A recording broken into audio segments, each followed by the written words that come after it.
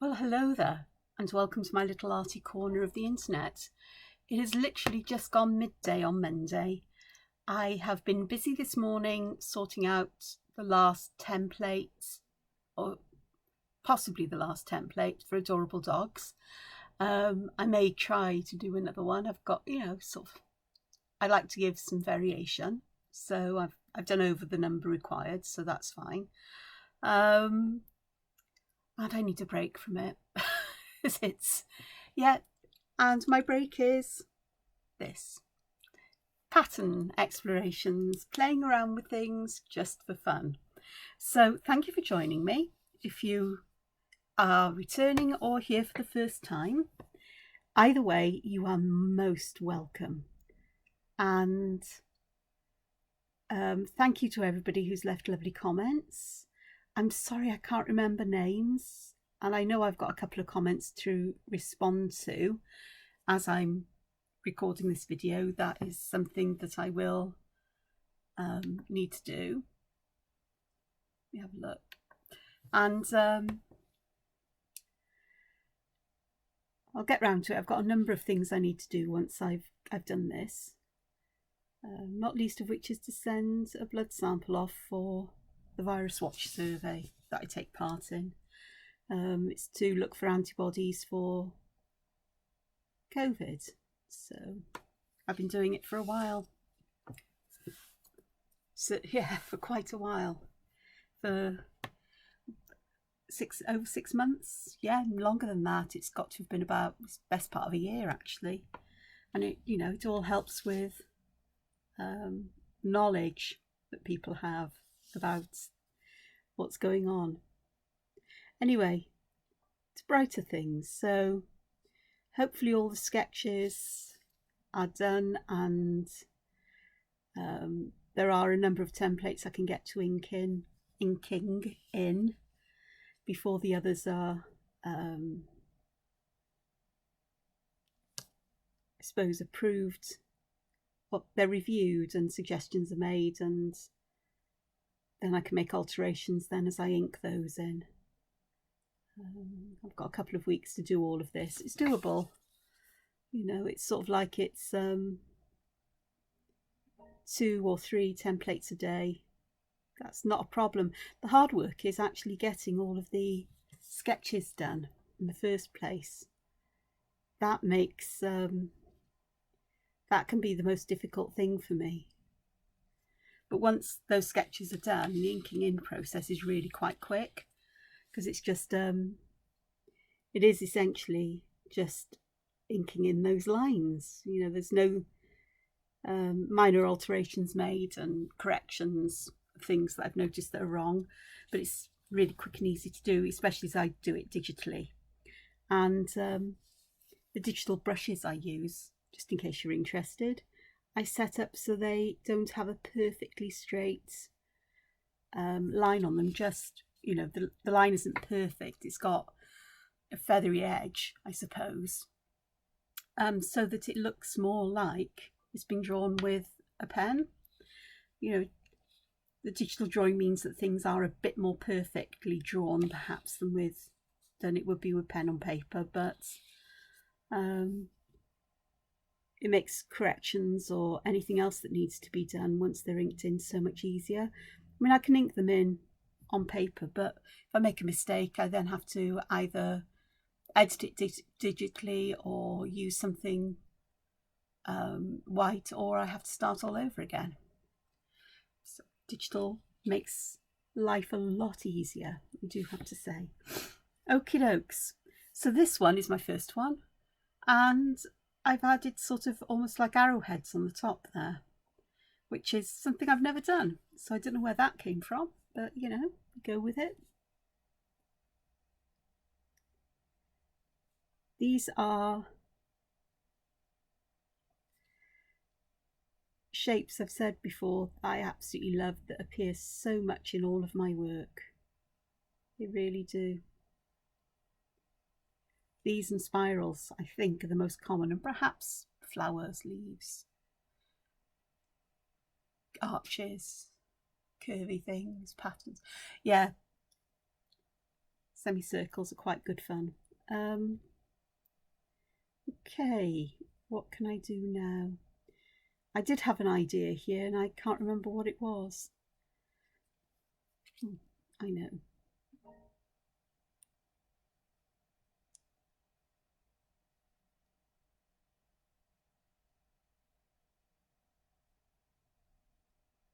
I'm just going to pop some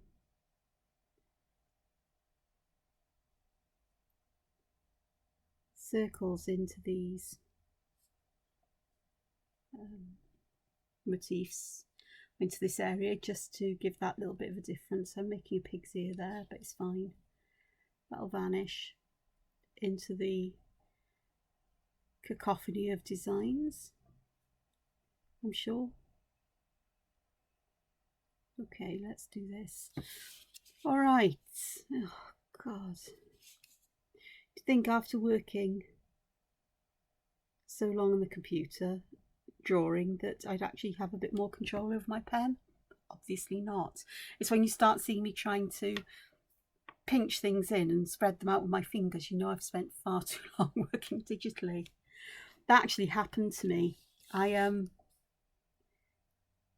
When I bought my Surface book, which was what I used to work on, I was working so much with it must have been Sketchbook, Autodesk Sketchbook, trying to work out how it worked and things, and this pinching and, you know, pinching in, spreading out and turning and twisting things. I went out sketching one day with pen and paper, and I was sat there and I was going like this to the page, and I was thinking, Angela, what are you doing? Because I wanted to zoom in to see what I was doing a bit more closely, and because it was on paper, I just forgotten I wasn't working digitally. I thought, oh God, I hope nobody's watching me. They must think I'm a complete and total idiot. There was nobody else in the church, luckily, and I chuckled mightily to myself. Actually, it wasn't a church, it was an abbey. What's the name of it? It's near Llanfihangel Criccorni. Applecore? Appledore. Appledore. Yeah, Appledore. Appledore Abbey. It's right at the very south of Herefordshire, I suppose, or Monmouthshire. It's on that way between Abergavenny and Monmouth. Not Monmouth, Hereford. It's on that road. It's not far from Llanfihangel Criccorni. So, yeah, I live in Wales. We have strange place names. Llanfihangel means St Michael's Church, Michael Church. Llan is church in Welsh, and Mihangel is Michael, is Welsh for Michael. And so Llanfihangel is literally Michael Church. The M becomes an F, it gets mutated after the Llan. And I've got no idea what Criccorni means, but no. I have been there. There's an interesting pub there. It's called the Skirrid Inn. Because there's a mountain opposite, a big hill called the Skirrid, and I've been to this pub a number of times on my travels or during my travels, and it's reputed to be extremely haunted. Nothing interrupted me with my tea, I have to say, particularly. It's a really old coaching inn. I don't know how far it goes back to medieval times, and it has links with a judge in sort of like, I'm not quite sure which century, but it was called Hanging Judge Jeffreys, and he used to, and the assizes, the sort of like local courts, used to be held in this pub, and there were people sentenced to death and they were hung there from the rafters in one of the stairwells. So, creepy tales, nothing else there. So, I have to visit these places. Well, I do.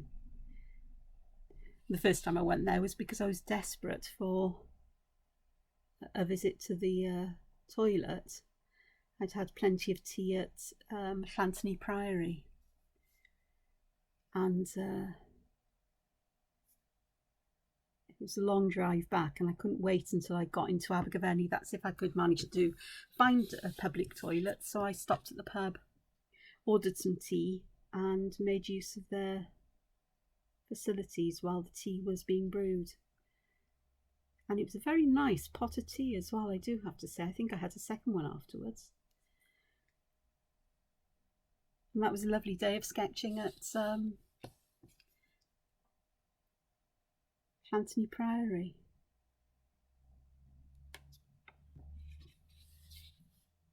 It's been so long since I've done that.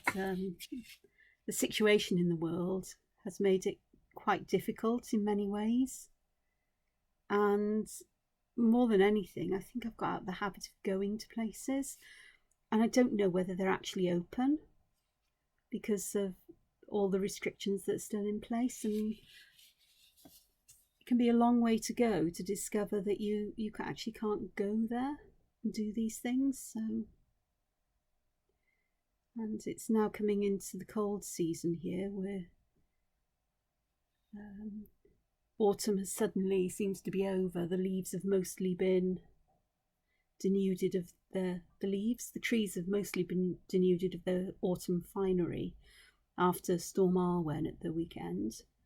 It was very windy, and all kinds of problems were caused in Wales and across England.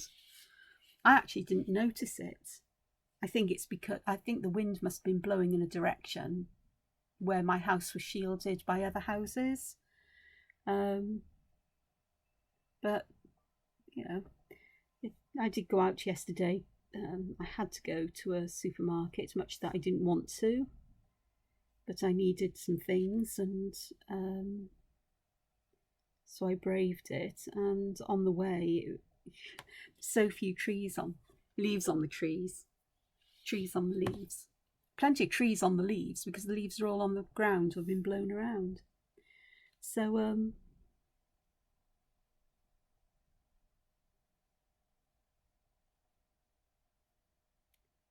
yeah, it's all kinds of fun.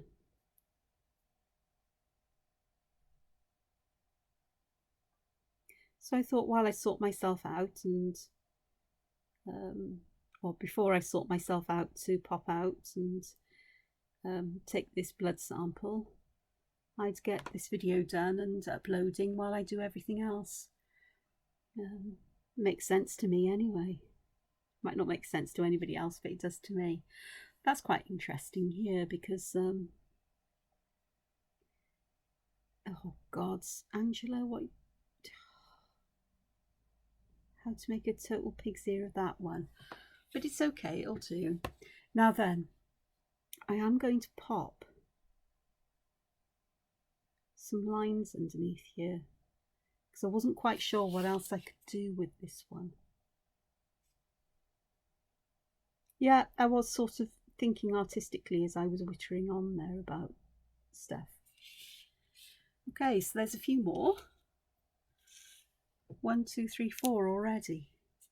It doesn't take long. These are looking a lot like fish scales, aren't they?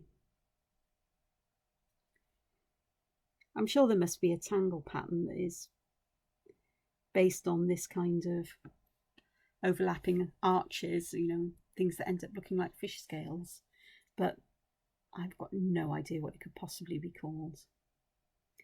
Okie dokes, what else can I do here?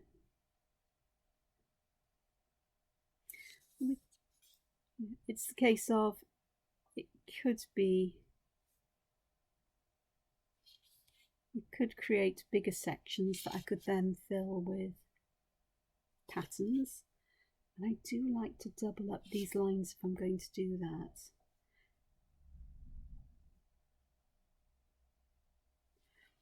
So I think I'm going to use a brown pen here. I'm getting off camera again, aren't I? I'm so sorry. Trying to keep it on, but I am absolutely a total amateur at this.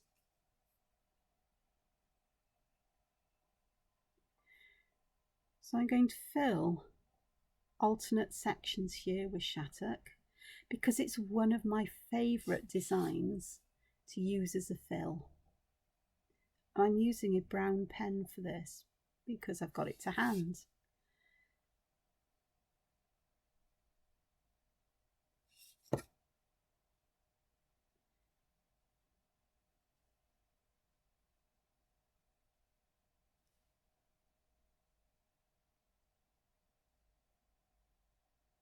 Okay, and the last one.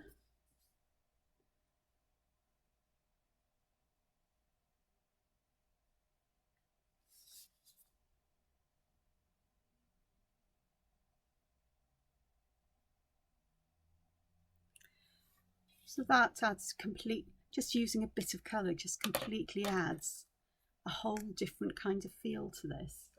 And I also think I'm going to pop. Let me have a look. What could I do here? Put a couple of sort of semi-ovals, because they're not circles, but they are ovals here. Pop that in.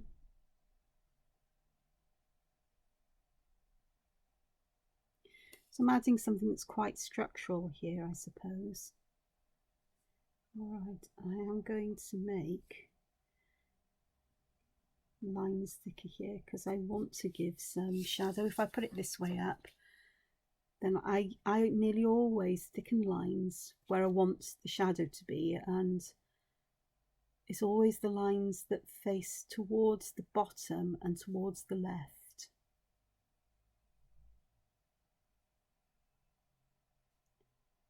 So that's what I want to do here and here and around there and around there, just to help to give that some kind of feeling of dimension. And I'll get my thicker pen because I will repeat that idea of under. That would also be under.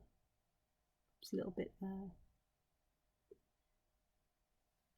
So it gives, just by thickening, using a thicker line, a thicker black line, helps to define that sense of volume. It's, it's the shadows that we used elsewhere here that will really bring this to life. Okay, what else can I do with these? Okay.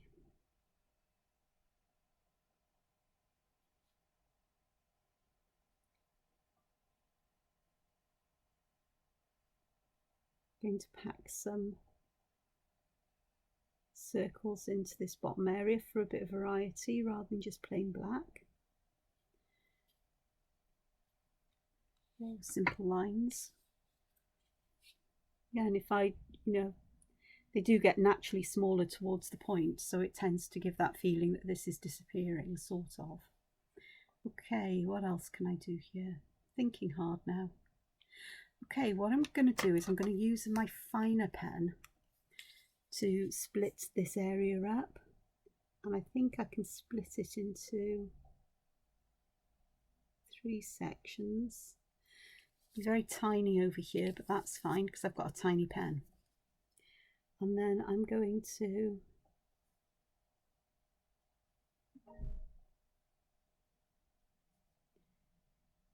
draw lines to split those up further so they're in kind of boxes. And I think I'm going to do well in them.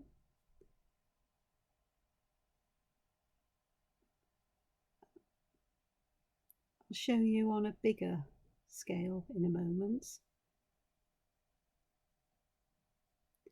This is one of my favourites as well. Oh dear.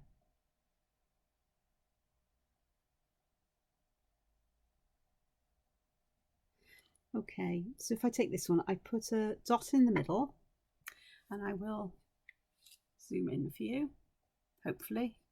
Oh, press the right button, Angela, there we go. So I put a dot in the centre, and then I'm going to always draw from the centre to my right. This one would be the centre to my right again. Turn this round, centre to my right, centre to the right, to the corners. And I do that all the way around. Now, I don't usually turn my paper because it irritates me. And the chances are it'll make you feel a bit seasick. But, okay.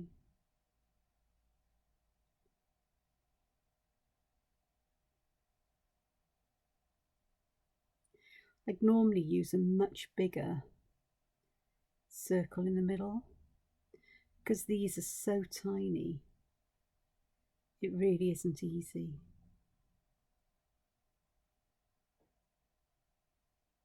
Making my eyes go funny, actually.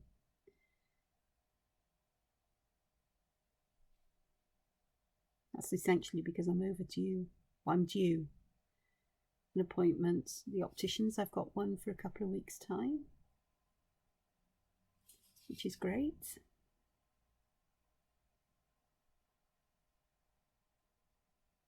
Oops. These elongated ones do take a bit more practice to get everything in. That is crazy though. Teeny tiny things that crams them in, but it does give that density of pattern, which is what I was looking for. Perhaps not the best one to use, but let's look at using a different one. Oh, this one's really skew with, isn't it? So we're going to get some funny shaped ones here now. So I've really not paid much attention to what I'm doing.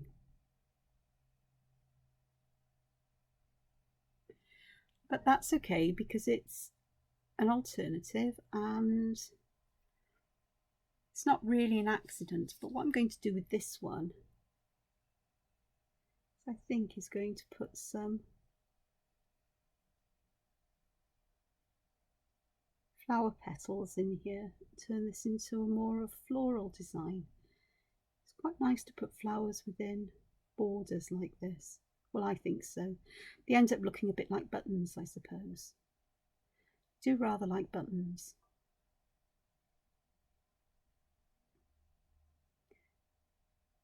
I do remember spending hours sorting through my mother's button collection in an old big tin that we used to have at Christmas, Quality Street, or whatever they were, filled with sweets, candies for Americans. And when they were empty, the tins were always kept for storing things in. And my mother kept her button collection in one.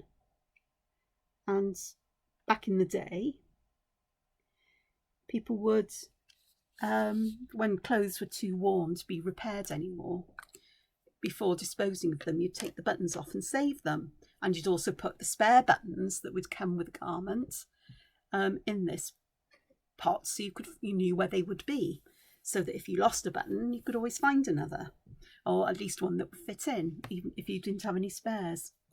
And as children, the sort of like the button tin was actually a great toy, and I'm sure we would have used them for learning things like colours and counting and things like that, because that was one thing my mother did do, was to spend time teaching us things before we even started school.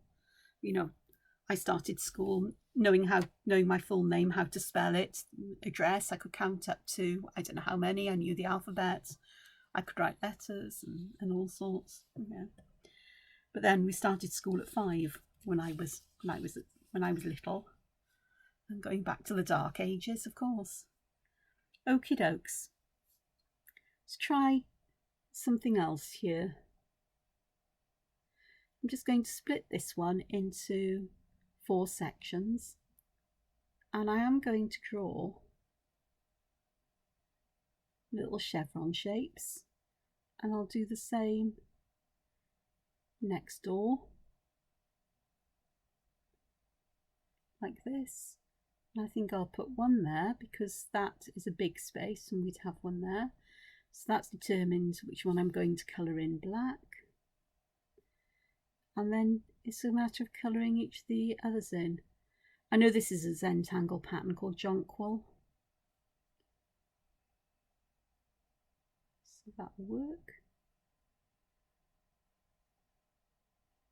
You have to pay attention to what you're doing with these kinds of patterns, like the checker squares one. A momentary lapse of attention means that you can end up colouring in the wrong one and not getting this pattern. These very graphic kinds of patterns are very good at creating an illusion of peaks and troughs. So peak, trough. Really, you'd need a lot more than this. So the one next door, let's do just that. Make more sections and see if I can get a stronger illusion here. I'm not saying I will, saying I'm just going to try.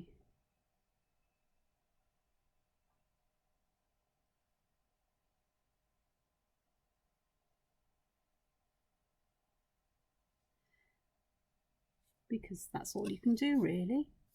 So let me start here. Black, white, black, and that would be white and then a black one. So white,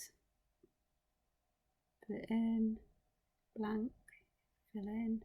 The little bits at the bottom I've filled in there. This is where you've got to be careful because I think actually that needs to be completely filled in there. So I've got a line there that doesn't belong there. Ho hum. It's fine. Okay. Am I off screen? Yes, of course I am.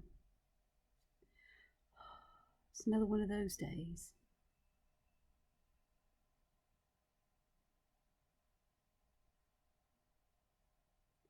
There we go. So the bigger area you've got, I think the more that illusion works. Just have a look at my time. Okay. So at the bottom here, I'm just going to fill this in with very close together lines. Something that's just that little bit different. Okie dokes. Again today, I'm just going to add some shadow to the ones we've done, just to start to bring them to life. This one, I'm going to put some shadow at the bottom here. Let me just spread that just a little bit. I'm going to leave those bits at the top clear. This one now, I'm going to do something that is perhaps a little bit different. I'm putting some graphite where these points are, and I'm just going to gently move it towards the outside edge. I'm not moving any towards the middle because I want it to appear that this area here is in shadow, so it looks like it's bending over. And I am going to pop some shadow here and on these bits because they'll be in shadow.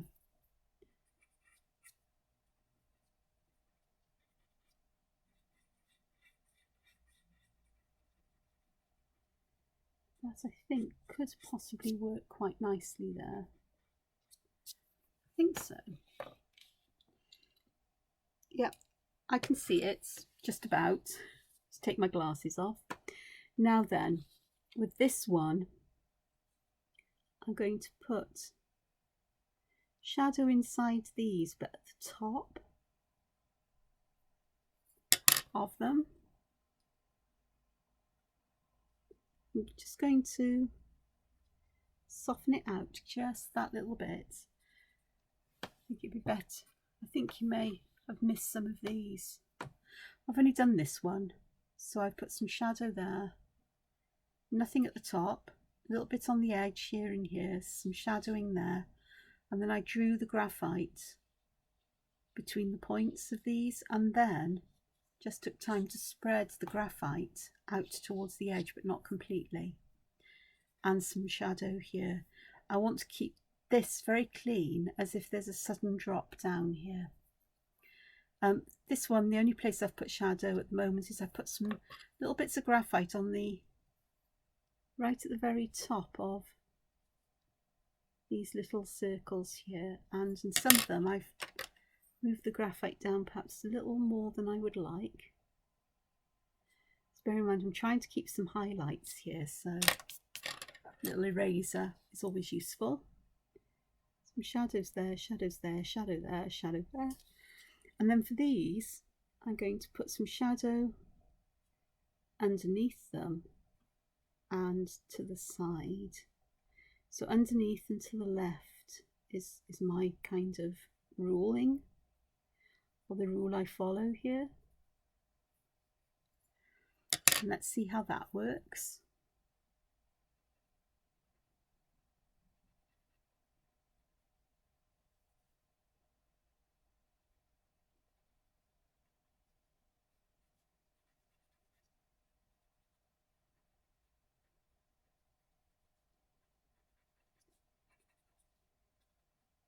This bit there.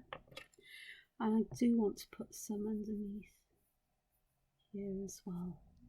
I want it to feel like this is sat within that outer rim.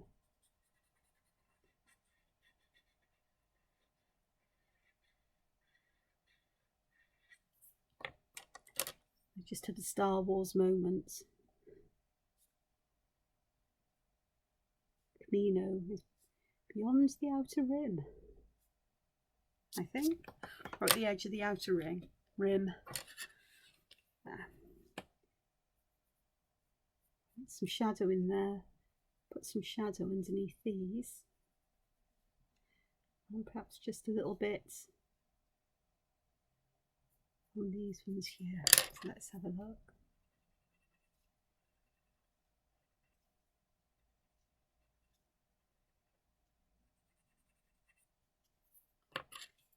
And this one, I'm going to put some shadow on either side here so that there's a highlight in the middle, so it looks like it's bulging upwards. There we go. And the last one, shadow under there, shadow under these, and there. I'll come back to this in the middle.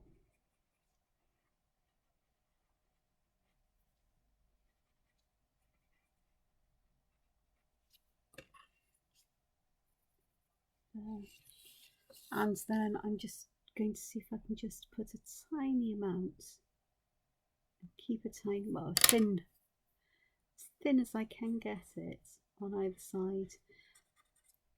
But bearing in mind, I have my magic eraser, so if it does get a bit on the thick side like this, use my eraser. There we go. So, oh, I've got these over here to do as well, haven't I? Forgot about these. I was thinking, oh, I've nearly done them all. I haven't. Again, I'm not going to put any highlights on because put shadow on that side, shadow on this side, and then with these I'm just going to put some shadow right at the bottom, or around the edges completely. I think that would make sense, possibly. Let's have a look.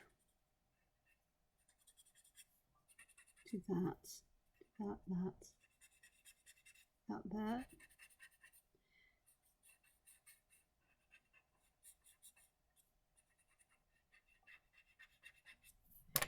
And here I've gone, the tortillon is not as tiny as my space, hence the need for a tiny rubber eraser. Some shadow on that one. This one is going to be a complete and total, it seemed like a good idea at the time, I think is the phrase I'm going to be looking for here. So I'm just going to use shadow all the way around that space again. Quite a lot at the top.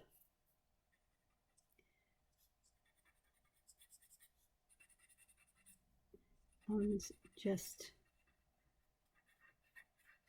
work it in, blend it out just a bit to give that feeling that we haven't got a hard edge to the shadow, but just enough to give some highlight there. I don't know if that's made much of a difference to that, has helped the texture to work, but it does become just a textural pattern. I think there may be some other things I can do with that. My head is thinking here. Okie dokes. So this one,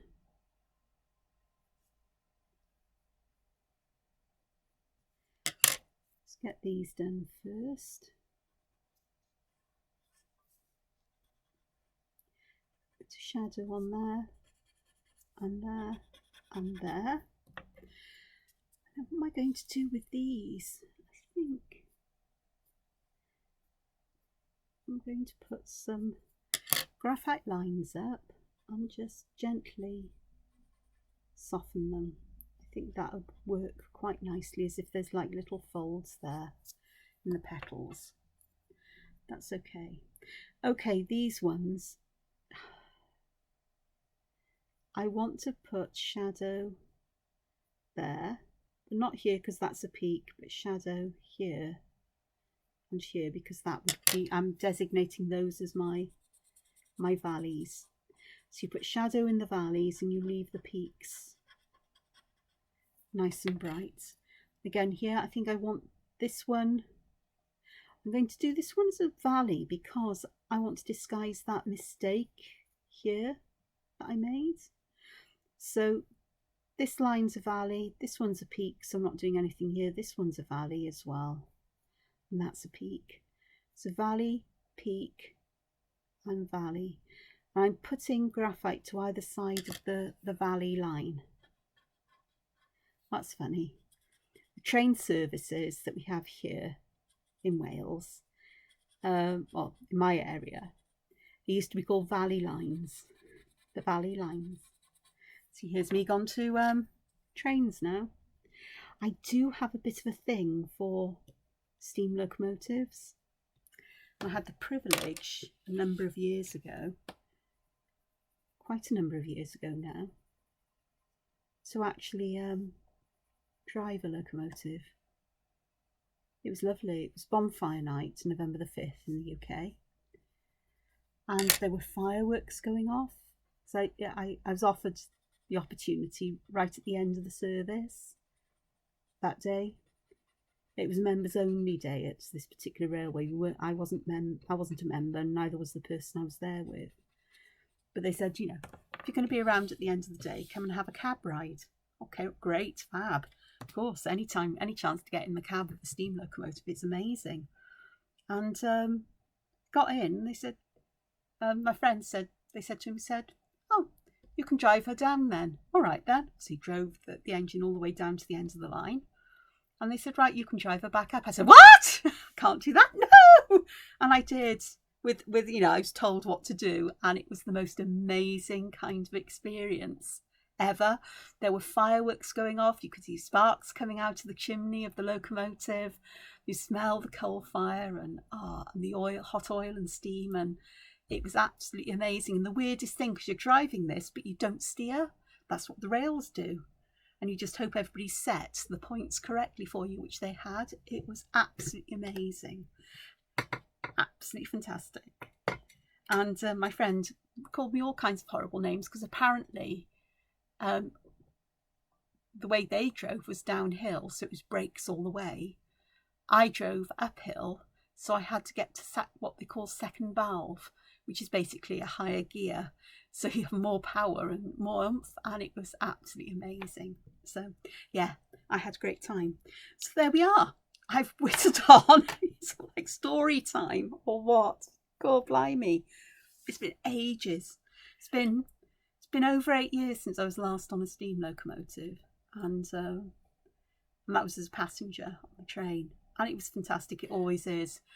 I just get a smell of them, and I'm like a child. There's just this sense of awe and wonder, and the sounds, the rhythm. It's so relaxing and so wonderful. But anyway, that's me. So here we are.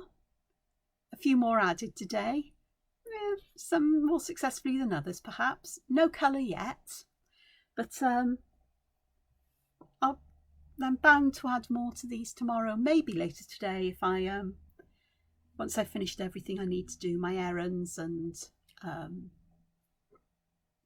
starting to ink some templates in. So thank you for joining me. I hope this has given, hope this has given you some ideas for what you could do. Hope you're enjoying watching this and listening to my random wittering. Whatever you do, take care of yourselves, keep yourselves healthy and well, and please take time to be creative every day.